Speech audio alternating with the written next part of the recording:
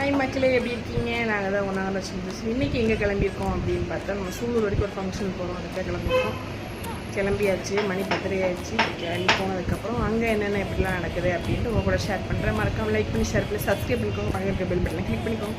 வாங்க வீடியோவில் போகலாம். நம்ம கிளம்பியாச்சு. டைம் இப்போ ஒரு 10 o'clock இருக்கும். நேரத்தில் கிளம்பியாச்சு. பக்கத்தில் ஒரு அக்கா அவங்க பக்கத்தில் இருக்காங்க. அவங்க காரில் போகலாம் அப்படின்னு கூப்பிட்டாங்க. அதோட கிளம்பியாச்சு. அந்த அக்கா நான் எல்லாருமே போயிருந்தோம். கொஞ்சம் சூலூர் வரைக்கும் போகிறதுனால எங்கள் ஹஸ்பண்ட் வர முடியல, லீவ் இல்லையா. அதோட இல்லைன்னா வண்டியில் போகலாம் தான் பிளான் இருந்துச்சு.